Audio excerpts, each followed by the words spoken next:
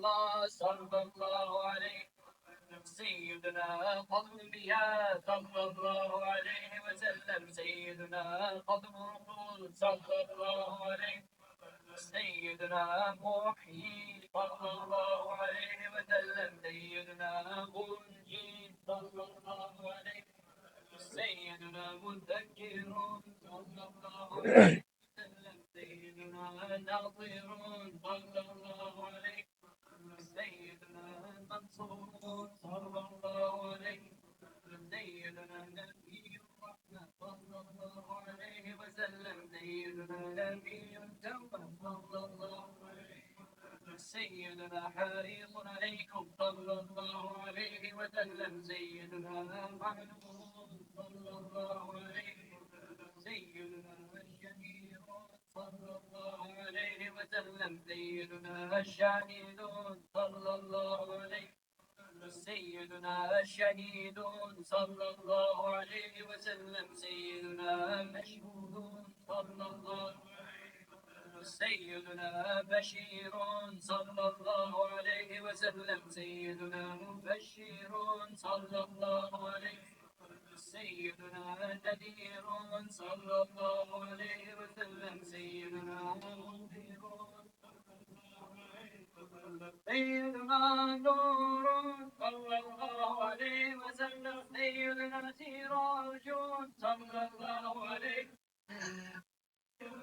سيدنا مصباح صلى الله عليه وسلم سيدنا هدى صلى الله عليه وسلم سيدنا مهدي صلى الله عليه وسلم سيدنا منير صلى الله عليه سيدنا داعي صلى الله عليه وسلم سيدنا مدعو صلى الله عليه سيدنا مجيب صلى الله عليه وسلم سيدنا مجاب صلى الله عليه سيدنا حفي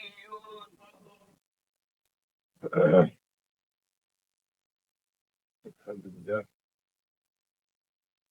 أعوذ بالله من الشيطان الرجيم. بسم الله الرحمن الرحيم.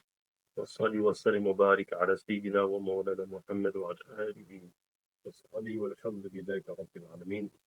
ربنا زدنا علما وعملا وأدبا وإحسانا.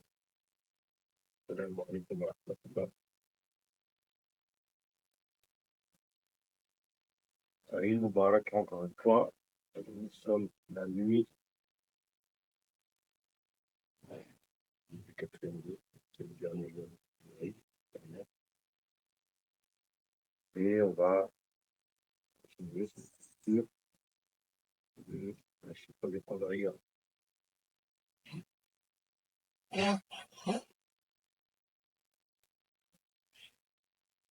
La Chifa des Qadariya, il se lit effectué par ce savant maliki.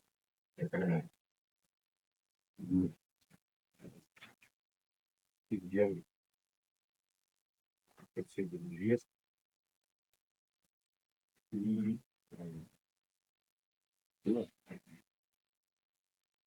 La 6e c'est de lire. La 5e, 6e c'est de lire. On va pas 44. Écrit ce livre dont l'objectif est de guérir les âmes par le fait que les gens connaissent le degré du prophète alayhi salatu wassalam. En connaissant le degré du prophète alayhi salatu wassalam, on va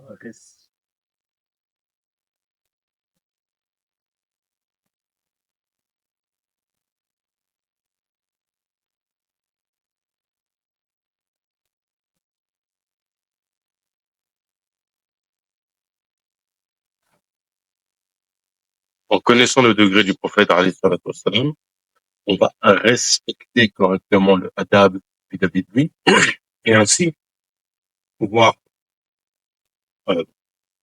avoir une foi, un iman qui soit correct et qui purifie justement le cœur. Et donc on s'était arrêté dans notre lecture, on s'était arrêté manifestement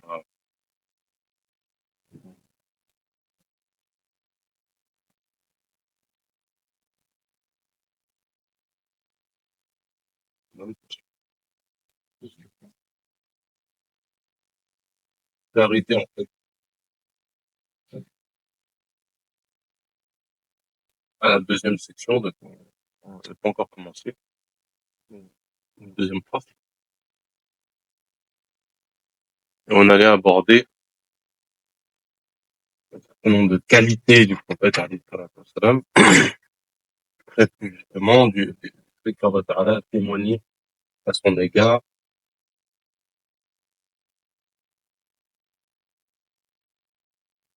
ses mérites. Là, je suis en train de regarder. J'essaie de suivre en même temps avec le texte en arabe. Donc, donc, sur la qualité du témoignage du prophète, alayhi salatu wassalam, l'éloge et la dignité qui s'y rapportent. Donc, sur la qualité du témoignage. C'est-à-dire, c'est ce que évidemment, c'est que Allah Ta'ala a donné au prophète, alayhi salatu wassalam, une dimension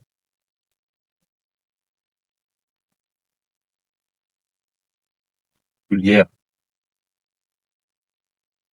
Et le discours du prophète, alayhi salatu wassalam, il s'appelle. Donc, ثاني قال الله تعالى يا أيها النبي إن أرسلناك شهيدا وبشيرا ونذيرا يا أيها النبي إنا أرسلناك شهيدا وبشيرا ونذيرا dans Surat Al-Ahzab. Donc Allah Ta'ala qui dit, certes, le prophète, nous t'avons envoyé comme témoin, comme annonciateur de bonnes nouvelles, comme avertisseur, comme celui qui invoque Allah Ta'ala. Allah Ta'ala a rassemblé dans ce verset, de façon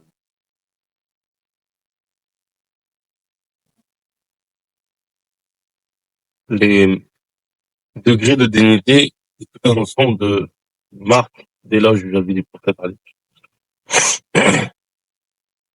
وصفت من البدع. Il parle du lion.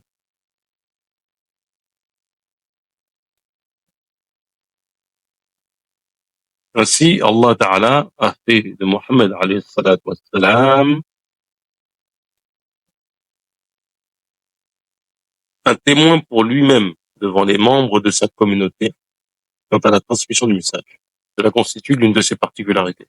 Il a fait de lui également un annonciateur de bonnes nouvelles pour ceux qui obéissent et un avertisseur pour ceux qui désobéissent. En fait, il faut savoir que la notion de Wabashira wa Nadhira, Al-Bashir, c'est celui qui fait les bonnes nouvelles. Al-Nadhir, c'est celui qui pas menace, mais met en garde, si vous plutôt met en garde ici.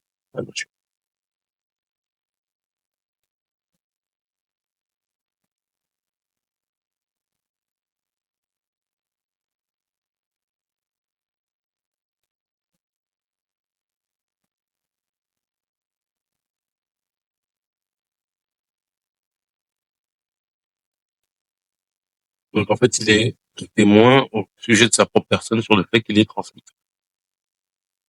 la législation. Enfin, il est un prédicateur, un prédicateur, c'est Wada'ya ila Allah tawhidihi wa ibadatihi. Donc en fait, il appelle au tawhid, il appelle à Allah Ta'ala, tawhidihi, donc le fait d'affirmer qu'Allah Ta'ala est seul, unique, sans associé, et au fait de l'adorer. Et un brillant Washiraj al-Munira, donc en fait, il est une lumière par laquelle il guide vers la vérité. Abu Muhammad ibn Attab nous a rapporté ceci de Attab ibn Yassar.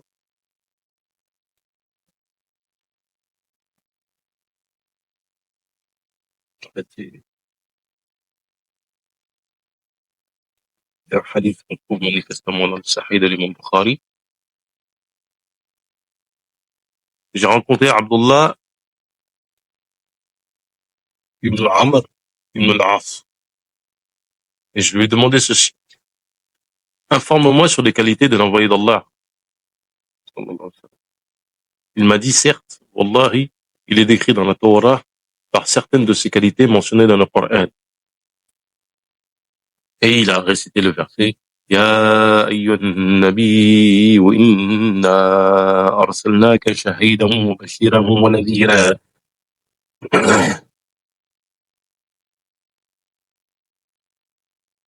Et comme une protection pour les gens saints. Tu es mon serviteur et mon messager. Je t'ai nommé Al-Mutawakkil, celui qui s'en remet à Allah Ta'ala. Tu n'es ni grossier, ni rude, ni criard dans les marchés. Tu ne réponds pas au mal par le mal, mais tu pardonnes et absous. Allah ne le rappellera pas. Ne le rappellera pas à lui avant d'avoir rétabli la foi chancelante en amenant les fidèles à professer qu'il n'y a qu'une seule divinité. Professer la ilaha illallah. Et Allah ouvrira par lui les yeux frappés de cécité, des oreilles frappées de surdité et les cœurs endurcis. En substance, ici, c'est deux choses. C'est, on pose la question à l'un des plus grands sahaba, qui est l'un des Abdullah ibn al-As, ibn Amr, excuse-moi, le fils de Amr, ibn al-As. Et ce compagnon, ici, décrit les qualités du prophète, alayhi salatu wassalam, en évoquant un ayat du Coran et en faisant une explication, un léger tafsir de ce verset. Et les qualités qui sont évoquées dans ce verset. Abdullah ibn Salam et Ka'b al-Ahbar rapportent dans une tradition similaire. Il est dit dans la version transmise par Ibn Ishaq.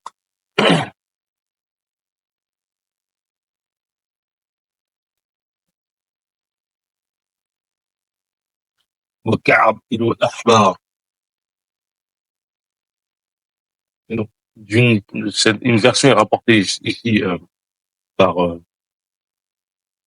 Ibn Ishaq. Donc c'est l'un des premiers, si ce n'est le premier rédacteur de la Sirah al-Nabawi. Il n'est ni criard dans les marchés, ni disposé à la turpitude, ni teneur de propos obscènes. Je le vois tout ce qui est beau, je lui accorde tout le beau caractère, j'institue chez lui la sérénité comme habit, le bien comme signe distinctif, la crainte révérentielle comme conscience, la sagesse comme entendement, la véracité et la fidélité comme seconde nature, le pardon et le bien comme caractère, la justice comme comportement, la vérité comme loi.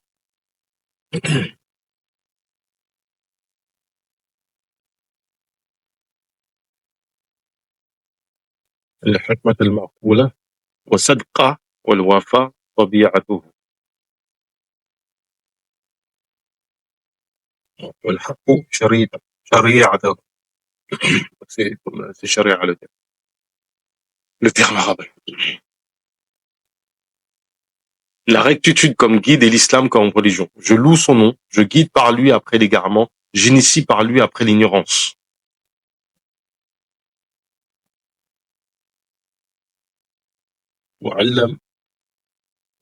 وأعلم به بعد الجهالة. J'enseigne, j'instruis avec lui. J'élève par lui après l'abaissement, je nomme par lui après la dénégation. Je perpétue par lui après la pénurie. J'enrichis par lui après l'indigence. Je rassemble par lui après la division. Je rapporte par lui des cœurs opposés, des communautés divisées, et je fais de sa nation la meilleure nation donnée aux hommes. Il est dit dans une autre tradition, l'envoyé d'Allah nous a rapporté sa description dans la Torah en ces termes. Mon serviteur est Ahmed, l'élu. Sa naissance est à la Mecque. Sa cité d'émigration, Madina. Les gens de chaque communauté sont al-Hamadoun, ceux qui louent Allah Ta'ala en petit. Allah Ta'ala justement dit à ce propos,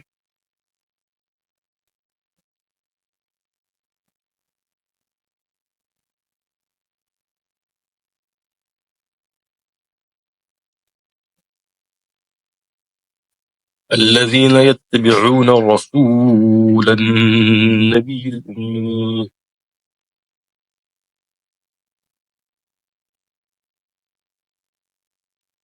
Dans un autre verset, il est dit, فيما رحمة من الله لنت لهم. En substance, la chose c'est qui est dit, ceux qui suivent l'envoyé, le prophète non instruit, non lettré, ils trouvent mentionné chez eux dans la Torah et l'Injil. Alors, c'est le respect.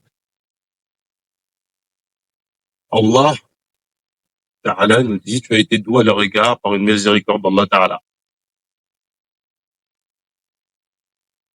Et le reste du verset, si tu avais été dur de cœur, ils te seraient séparés de toi, pardonne-leur, demande pardon pour eux, etc. Samarkandi note ici que Allah Ta'ala rappelle aux fidèles sa faveur. En fait, il rappelle aux musulmans la faveur.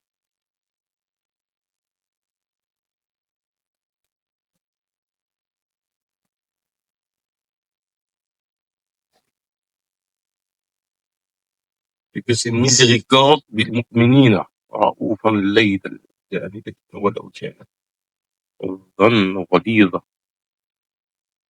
إن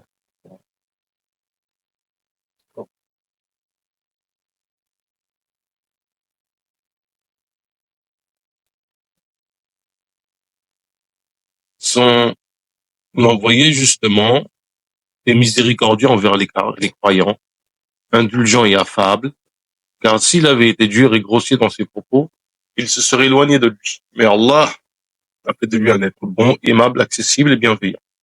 Allah Ta'ala dit justement à ce propos, il a dit aussi,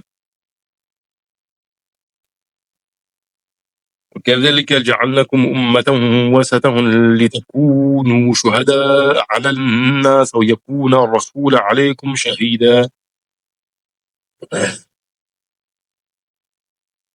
Et là, Abu al-Hassan al-Qabisi, al-Maliki, un grand savant du mode al-Maliki, dit, Allah Ta'ala a montré par ce verset le mérite de notre prophète, alayhi salatu wassalam, et celui de sa communauté. Ceci est également attesté par les versets suivants.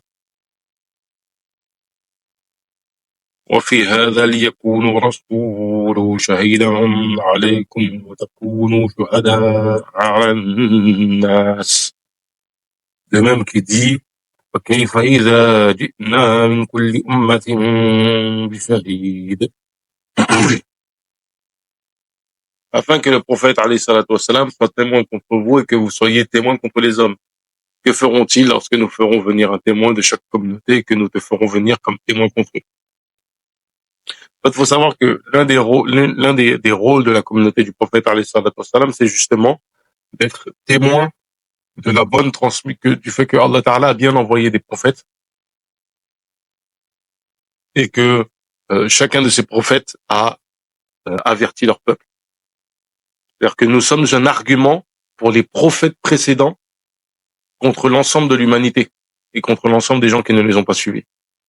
C'est-à-dire que lorsque nous, on va se présenter le jour de Yom Qiyamah, si par exemple une communauté se permet de dire « mais il ne nous a pas avertis en parlant de tel ou tel prophète », nous serons présents, nous, pour porter la voix et dire « non, c'est faux, c'est attesté dans le Coran qu'Allah Ta'ala les a guidés ».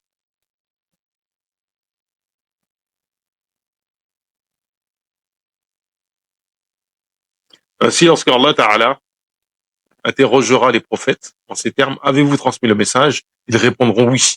Les membres de leur communauté diront, nous n'avons vu venir aucun annonciateur de bonnes nouvelles, ni avertisseur. Les membres de la communauté du prophète alayhi salatu wassalam témoigneront alors en faveur des prophètes et le prophète alayhi salatu wassalam confirmera leur témoignage. C'est-à-dire que nous, on va témoigner en faveur des prophètes et le prophète alayhi salatu wassalam, lui, va être garant de notre témoignage. Il va dire, ce qu'ils disent est vrai. Ce sont les gens de ma communauté, je leur ai transmis correctement et eux, quand ils vont parler, ils vont s'exprimer avec vérité.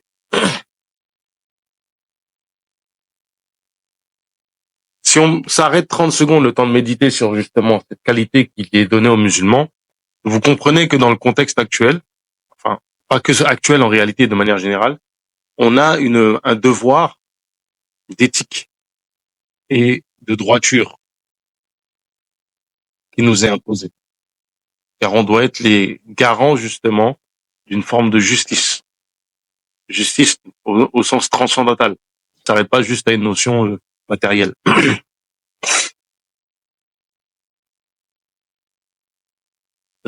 Al-Samarkandi a retenu cette interprétation.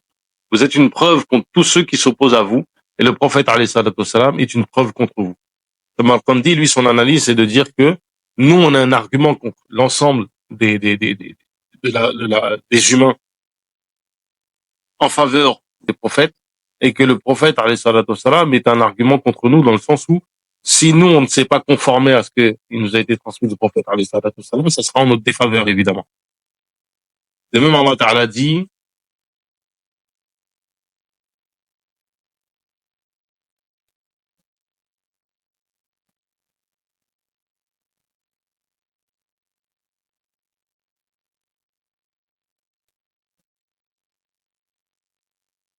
وبشر الذين آمنوا أن لهم قدم صدق عند ربهم.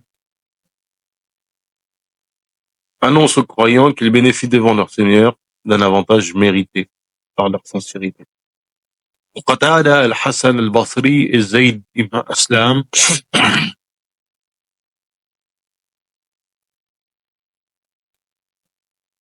قدم صدقي هو محمد صلى الله عليه وسلم يشفع لهم.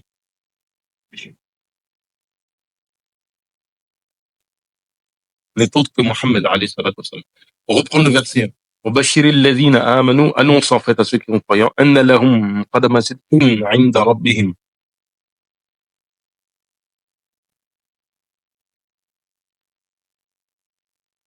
قدم صدق عند ربهم, c'est un avantage, une chose qui a été avancée du fait en fait de leur véracité. Et il s'agit en fait du prophète alayhi salatu wassalam, qui intercédera en leur faveur. De même que pour Abu Sa'id al-Khudri, il s'agit en leur faveur de l'intercession véridique du prophète alayhi salatu wassalam auprès de leur Seigneur. Donc c'est un sahabi qui donne son interprétation.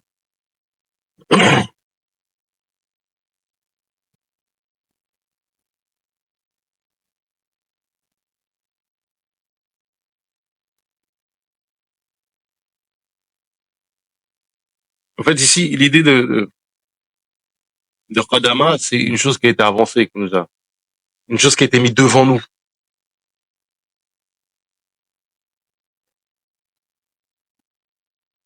Pour Sahl ibn Abdullah al-Tustari, donc Tafsir Ishari Soufi, il est plutôt question d'une miséricorde antérieure qu'Allah Ta'ala a placée en Mohammed alayhi salatu wassalam. Et on rapporte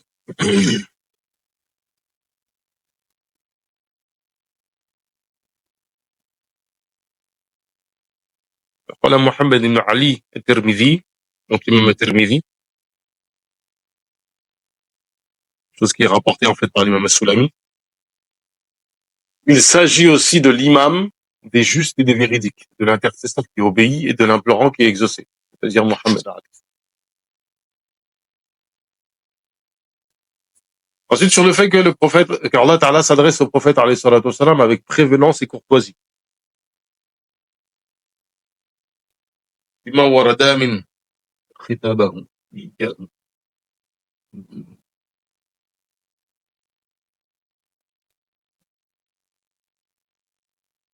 Allah Ta'ala dit, en fait, cette question-là, en fait, de prévenance de la part d'Allah Ta'ala est évoquée ici.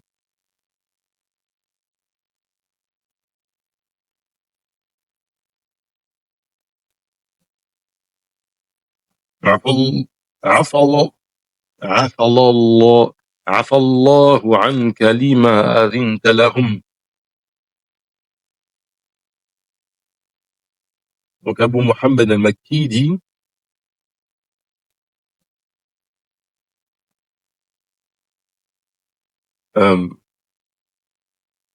c'est une introduction à sa parole, une introduction à son discours. C'est-à-dire que Afallahu, c'est équivalent à Aslahkallahu wa Azzakallah wa A'azzakallah. Qu'Allah Ta'ala t'améliore ou qu'Allah Ta'ala t'honore. En fait, pourquoi est-ce qu'il dit ça? C'est pour que le Afa, on pourrait croire en fait qu'il y a un péché, qu'Allah Ta'ala te pardonne. Non, en fait, c'est une parole de douceur pour introduire le discours. Qu'Allah Ta'ala t'améliore, qu'Allah Ta'ala te perfectionne. Ça veut pas dire en fait que le prophète alayhi salatu wassalam a commis un péché.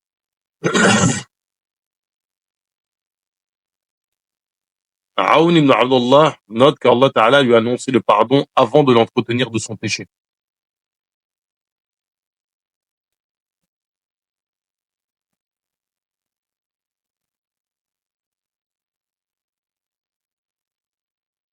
Ici, on pourrait supposer que c'est comme si en fait le pardon avait précédé en fait la mauvaise acte. À savoir qu'on va prendre un long moment dans tout un chapitre pour expliquer en quoi on ne peut pas attribuer un péché au prophète alayhi salatu wassalam, de péché qu'il soit hypothétique ou véritable. Il y a tout un développement qui va être fait et on s'arrêtera d'ailleurs même pas seulement sur le prophète alayhi salatu wassalam, on va évoquer les cas des autres prophètes. En fait, c'est la question de la isma, c'est une question fondamentale euh, en matière de prophétologie, de la science du dogme, et justement, c'est important de s'arrêter dessus.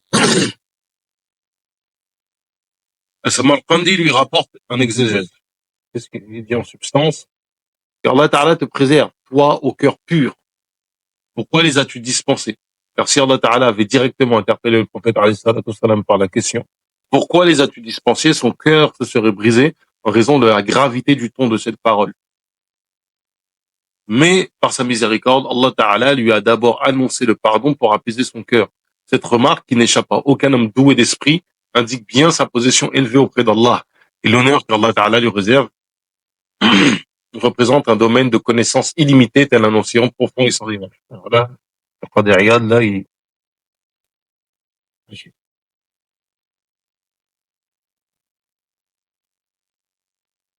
Alors, ce que veut dire ici à Samarkandi, ce serait comme si le afa qu'Allah serait l'équivalent de Yasalim al-Qalbi, lima adhintu lahum.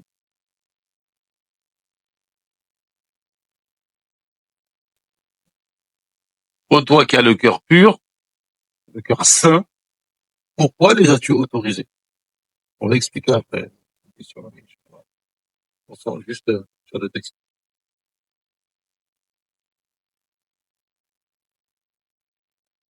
En fait, c'est une rahma d'Allah Ta'ala pour apaiser le cœur du prophète alayhi salatu wassalam, parce que ce qui va être dit après, justement ici, le lima avin talahum, c'est une parole qui a un certain poids. Savoir que le discours du Coran, c'est un discours où il y a une forme de majesté qui s'exprime, une forme d'intensité. Le commun des hommes, lorsqu'ils vont s'exprimer, tu as ce sentiment que il y a une forme de gloriole, ce qui n'est pas le cas du Coran, alors que pourtant le discours peut être extrêmement tranchant. Parce que ici, ce qui doit être compris, c'est que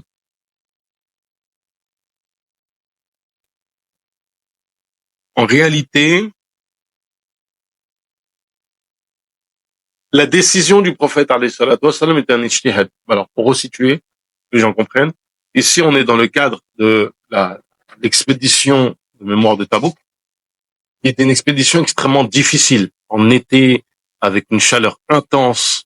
C'était vraiment une épreuve difficile. C'est en fait ce qui est évoqué dans Surat At-Tawbah. Ceux qui veulent plus de détails au sujet de ce récit,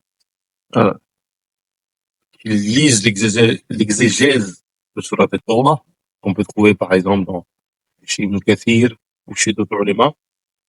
Il y a une partie en fait du récit que je ne vais pas évoquer. Cette partie-là, elle a un intérêt sur le plan spirituel, du cheminement spirituel, mais c'est pas l'occasion ici, c'est pas vraiment le contexte pour parler.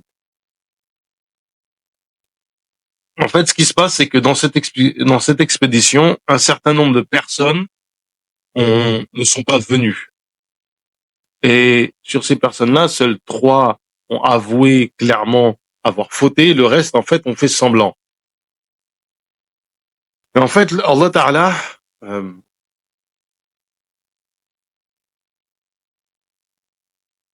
dans son discours, comment il est dit, on pourrait comprendre que il y a un blâme qui est fait d'avoir laissé ces personnes-là ne pas aller au combat. En fait, c'est des gens qui sont venus et qui ont présenté des excuses. quand les gens sont venus, certains ont dit, moi, je dois faire les récoltes, etc. En fait, c'est juste des gens qui avaient qui n'avaient pas, qui ne voulaient pas venir en réalité. Il y en a que 3 qui ont fait tauba de cela, qui ont reconnu leur erreur. Alaykoum salam. Mais le reste, en fait, n'ont pas du tout reconnu, en fait. C'était juste des munafiqs et des hypocrites. Et cette exposition était vraiment difficile. C'était une exposition vraiment très dure, extrêmement éprouvante. D'ailleurs, il n'y a même pas eu de bataille au final. Et donc, Allah Ta'ala lui dit, mais pourquoi tu as fait cela? Mais il faut savoir que l'interrogation, pourquoi tu as fait cela, c'est une forme de réprobation. Et le cœur du prophète, alayhi salatu wassalam, est extrêmement doux. Et surtout, il a un amour pour Allah Ta'ala, et le fait il reçoive la désapprobation d'Allah par rapport à une idée qu'il a eue, un effort de réflexion qu'il a eu, ça peut, justement, comme dit ici, Samarkandi dans son interprétation, lui briser le cœur. Et donc, on introduit le propos en lui disant, ne t'inquiète pas, Allah Ta'ala ne t'en veut pas. Mais ce que je vais te dire quand même, c'est un reproche, parce qu'il y a telle ou telle chose que tu dois savoir. Alors, ceux qui ont estimé, alors ici, effectivement, comme le dit le shir, il n'est pas caché aux gens du loub, de cette essence spirituelle, que à travers cela, il y a effectivement les éloges d'Allah Ta'ala pour le prophète. Ici, l'allusion de Qadariyad, elle est extraordinaire, c'est-à-dire que dire que Allah Ta'ala, il va le faire une remarque au prophète, mais pour ne pas heurter le prophète, eh ben, il introduit avec cette parole de douceur. Et c'est effectivement, quand tu médites et que Allah Ta'ala t'accorde les bienfaits de la sagesse, une certaine compréhension, on va dire, notamment spirituelle, tu comprends effectivement que c'est une forme d'éloge vis-à-vis du prophète, alayhi salatu wassalam.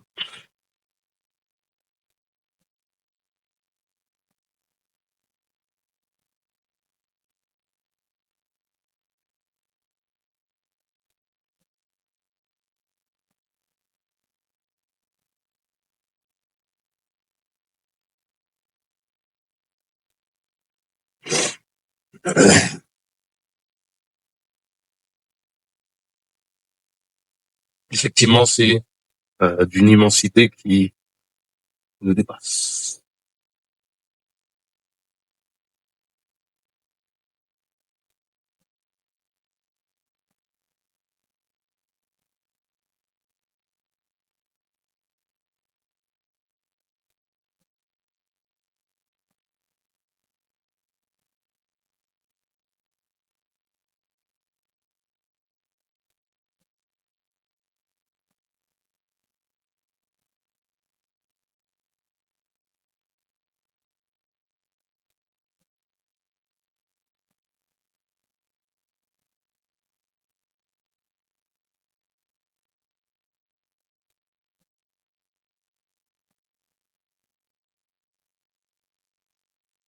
Ensuite,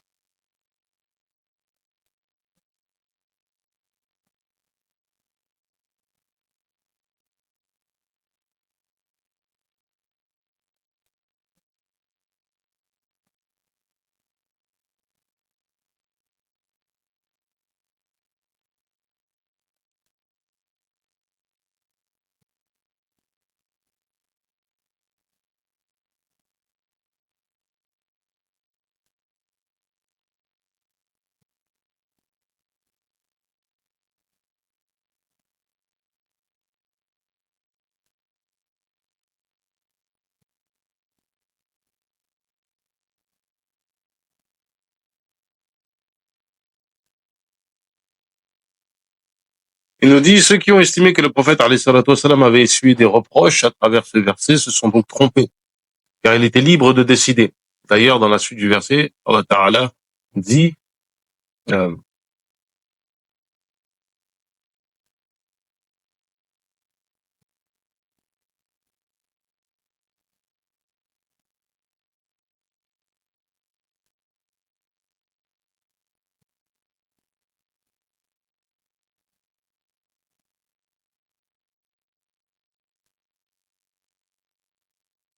Pourquoi les as-tu dispensés du combat si ce n'est pour que tu puisses distinguer le sincère qui présente ses excuses du menteur?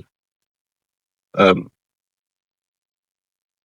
En gros, l'idée c'est ainsi, il a affirmé que s'il ne les avait pas dispensés, de toute façon, il n'aurait pas participé au combat en raison de leur hypocrisie. C'est pourquoi il n'encourt finalement aucun reproche pour leur avoir accordé une dispense. En gros, la chose c'est la suivante, c'est que euh,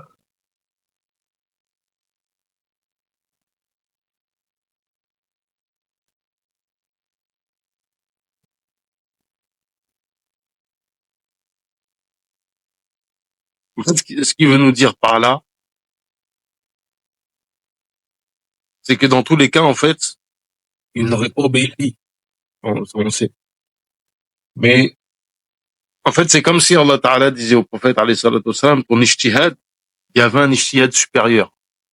C'est-à-dire que tu aurais pu, si tu avais fait de telle façon, obtenir telle euh, information cruciale, à savoir distinguer entre l'hypocrite et le non-hypocrite, celui qui ne l'est pas.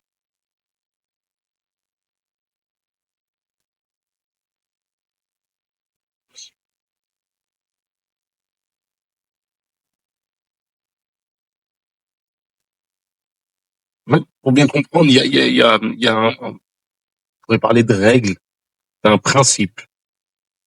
C'est une sagesse qui dit les bonnes actions des ibad sont les péchés des salihines. C'est-à-dire que le plus haut degré que des gens comme nous peuvent avoir, ben pour les gens, les aoulias, les gens vraiment d'une élévation spirituelle supérieure, ben nos actes en fait, parce que nous on a l'impression qu'il y ait un haut degré pour nous, ben pour eux en fait c'est s'ils se mettaient à notre niveau, ils se rabaisseraient. Ça serait comme l'équivalent peut-être d'un péché. C'est-à-dire que le fait qu'Allah Ta'ala fasse des reproches au prophète alayhi salatu wassalam n'est pas une indication d'un péché au sens de il a commis une chose mal, c'est plutôt au sens de ce qu'il a fait il y a son niveau aurait pu appeler à un acte encore plus élevé.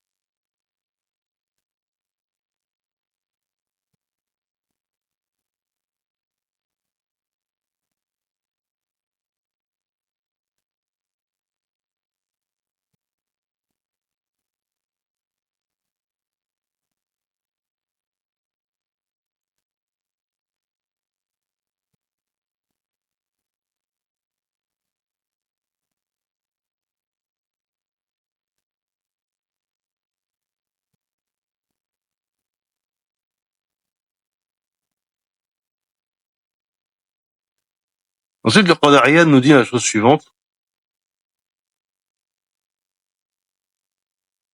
يجب على المسلم المجاهد نفسه رائد لزمان شريعة خلقه أن يتأدب بآدب القرآن بقوله وفعله ومعا ومحاورات وهو عن حقيقيات وروضة الأداب.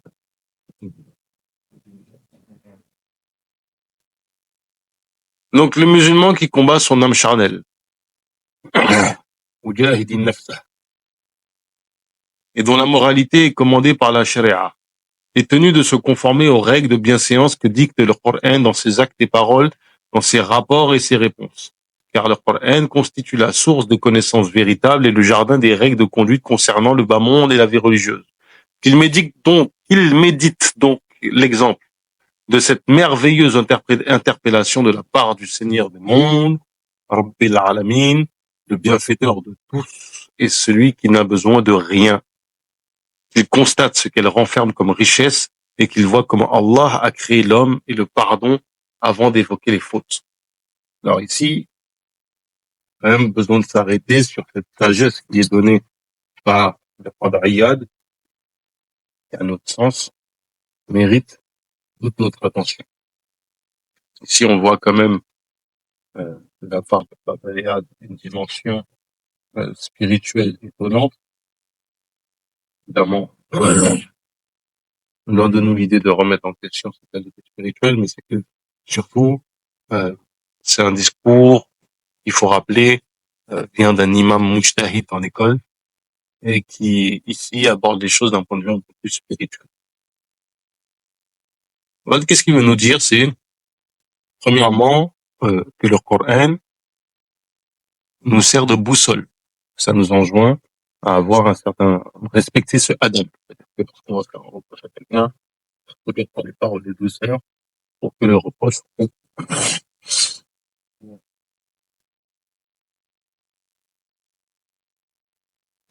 ne blesse pas, ne détruise pas le cœur de la personne. Ensuite, ce qu'il nous dit, et c'est là qui est intéressant, c'est qu'il nous dit que, et c'est sur ce point-là, en fait, qu'il y a justement quelque chose d'étonnant. À Jamiyat fi Su'al.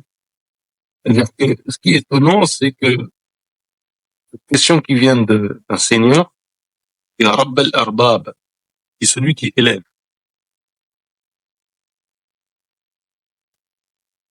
Mun'im, c'est celui qui donne, en fait, celui qui est bénéfique. Wa ala kulli mustaghin. En fait, il n'a besoin de rien. C'est-à-dire que, par exemple, dans nos qualités d'humains, dans nos rapports humains avec les gens, ça va nous blesser qu'une personne ne veuille plus nous parler parce que, par exemple, on a voulu l'aider, en lui donnant un conseil. Et ce conseil-là, en fait, est mal passé. Allah Ta'ala, il est embarrassé par ça. Pourtant, en fait, il a fait preuve de ce Adam. C'est pour ça que certaines personnes peuvent être étonnées, mais qu'ils sachent qu'il existe plusieurs awliya et qu'Allah Ta'ala, par Adam envers eux, non pas qu'il en ait besoin, mais parce qu'en fait, il élève certains de ses esclaves,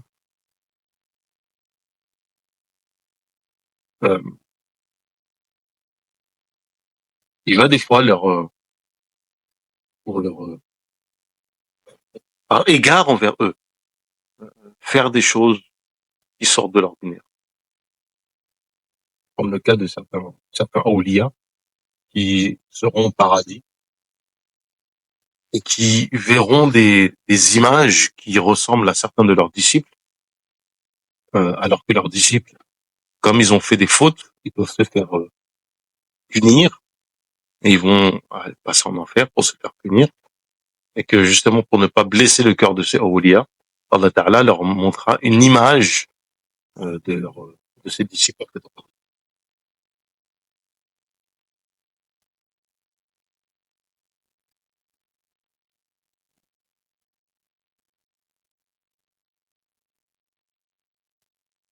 Il y a énormément de choses. Effectivement, Allah Ta'ala nous dit وَلَوْلَا أَن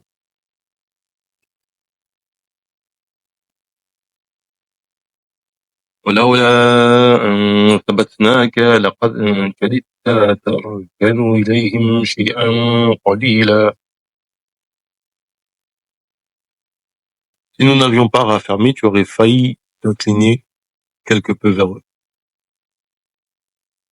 Certains parmi les Mutakalim ont dit, certains théologiens,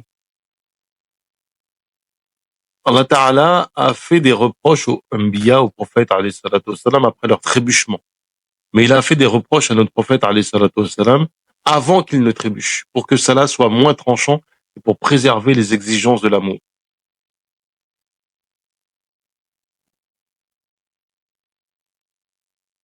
Les conditions, les exigences de l'amour. Ce qui constitue la plénitude de la prévenance. Ce qui constitue les plénitudes de la prévenance. Du reste, regarde comment il a commencé par son raffermissement et sa sauvegarde, avant d'évoquer l'objet du reproche et la crainte de le voir incliné vers eux. Car son innocence est attestée à travers le reproche divin, et son assurance et sa dignité résident dans l'occultation de son intimidation.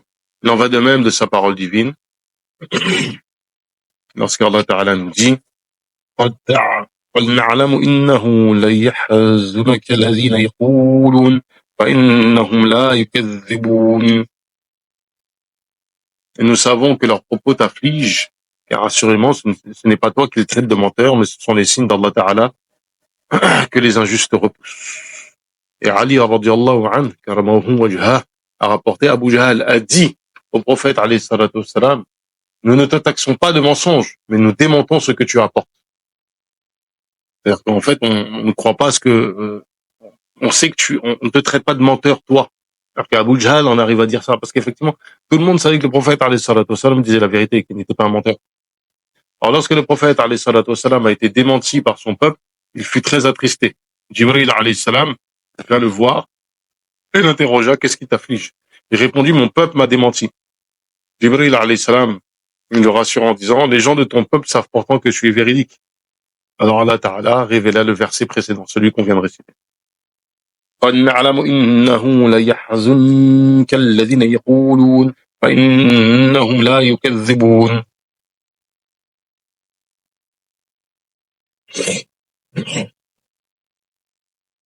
Ainsi, ce verset recèle une tendance pleine de prévenance, puisque Allah Ta'ala veut le consoler et se montrer bienveillant avec lui, en stipulant qu'il est véridique auprès des gens de son peuple et qu'ils ne le démentent pas réellement. Au contraire, ils reconnaissent dans les faits et les paroles sa véracité, puisqu'ils l'appellent Al-Amin. C'était le surnom du prophète alayhi salatu wassalam avant même la révélation.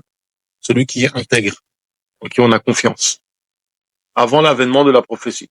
Alors cette affirmation, Allah Ta'ala a donc soustrait son âme au risque d'être affligé par l'accusation du mensonge. Ensuite, il leur a réservé le blâme et les taxant d'injustes et de négateurs dans sa parole, mais les injustes dignes et signes d'Allah.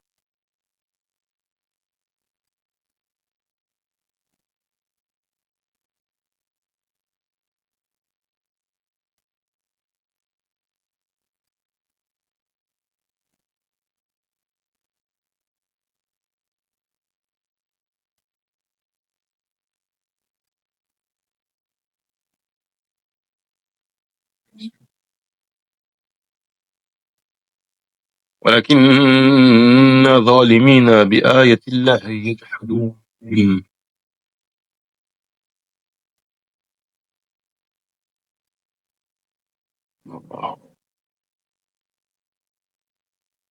Il a donc épargné toute opprobre à son prophète alayhi salatu wassalam et a enfermé les mécréants au phare dans l'obstination à nier ses versets et ses signes, ce qui constitue l'injustice même, car la négation émane de celui qui connaît une chose puis la nie.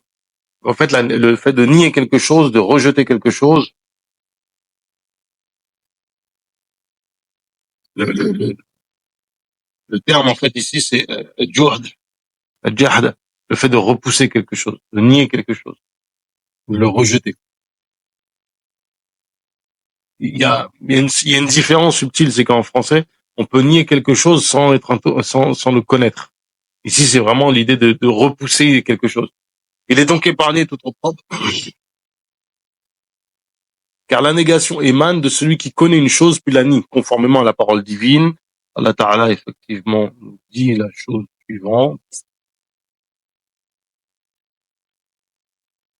وَجَحَدُوا بِهَا.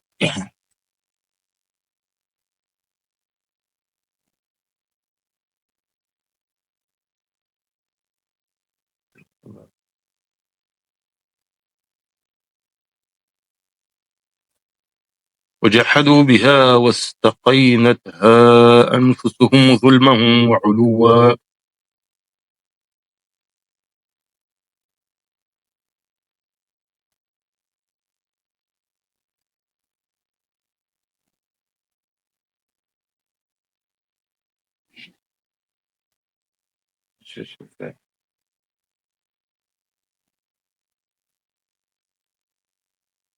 Ils les ont niés, ils ont rejeté avec injustice et orgueil, alors qu'en eux-mêmes, ils croyaient fermement. Puis au verset suivant, dans la même sourate, Allah l'a consolé et l'a rassuré en rappelant ce qui est arrivé à ceux qui étaient avant lui. Et il lui a promis la victoire en disant, لَقَدْ كَذِبَتْ رُسُلٌ مِّن قَبْلِكَ. C'est-à-dire qu'avant toi, effectivement, on a nié aussi des prophètes. Savoir que, jusqu'au moment où nous les avons fait triompher. Enfin, parmi les insignes privilèges du prophète, alayhi salatu wassalam,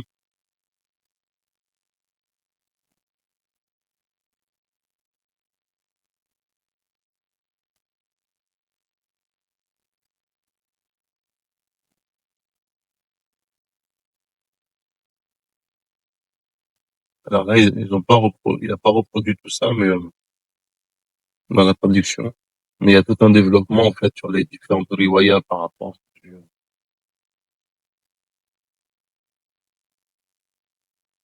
Man qara'a la yukadhibunaka.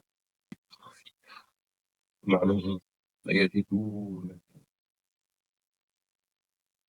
Si on récite plutôt, la yajidunaka, avec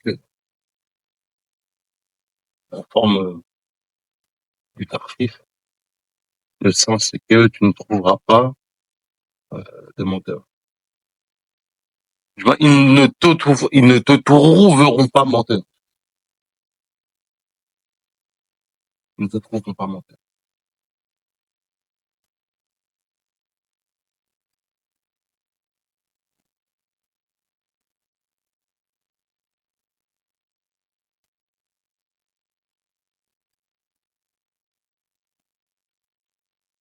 Effectivement, il y a des nuances de lecture.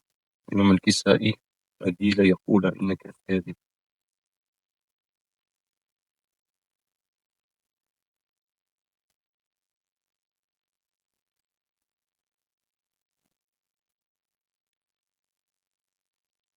Ils ne diront pas si tu les as mentis.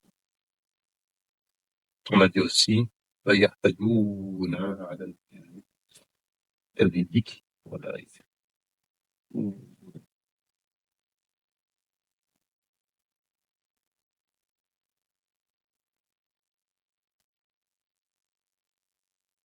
De s'insérer, en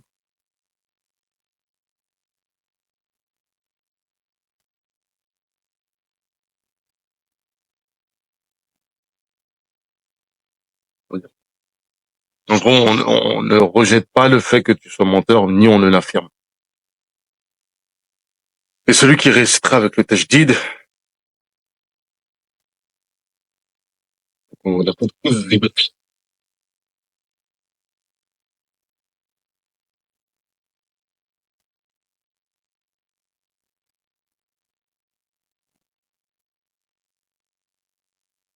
C'est-à-dire qu'on ne lit, on ne te lie pas, en fait, au mensonge. On a dit aussi, nous ne croyons pas, ici, qu'il y a des bêtes,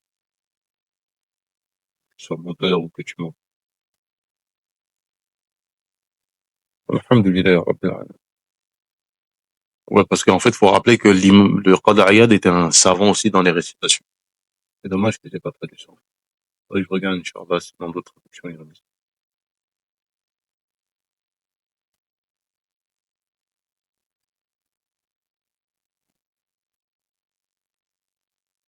Et donc, on termine avec ça.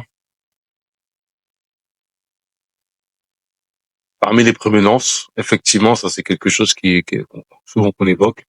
En sa valeur, il y a le fait que le prophète, alayhi salatu wassalam, se soit adressé à tous ces prophètes par leur nom, en disant par exemple, Ya Isa, Ya Zakaria, Ya Yahya, mais il s'est adressé au prophète Mohammed sallallahu alayhi wa sallam en ce terme, Ya ayyuha al-rasoul, Ya ayyuha al-nabi, Ya ayyuha al-muzammil, Ya ayyuha al-mudaththir. C'est intéressant parce qu'en fait, justement, c'est Ya Adam, Ya Nuh, Ya Ibrahim, Ya Moussa, Ya Daoud, Ya Isa, Ya Zakaria, Ya Yahya. Et là, dans le cas du prophète, alayhi salatu wassalam, c'est Ya Ayyuha.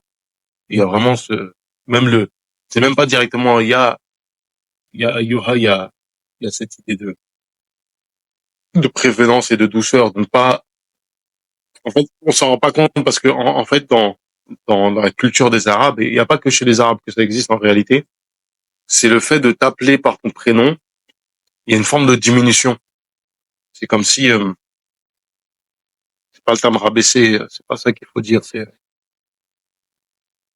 y a une idée de familiarité. Et pour marquer une forme de noblesse, etc., on appelle les gens non pas par leur prénom, mais des fois par leur statut. Ou, comme c'est le cas aussi par leur kunya. C'est une tradition qu'on trouve chez les Arabes, mais pas que. Le fait d'appeler au fils d'un tel. Là, c'est pas la kunya, excusez-moi. Au père d'un tel. Quand on commence par t'appeler par une kunya, c'est honorable, en fait, dans une société. Ça montre que, justement, tu es un chef de famille, que tu es quelqu'un qui a une certaine prestance. ربنا زدنا علما وعملا وأدبا وفهما وهب لنا يا كرم فتيلا وخيرا كثيرا منك والحلاوة وصلي وسلم وبارك على سيدنا ومولانا محمد وعلى آله وصحبه الحمد لله رب العالمين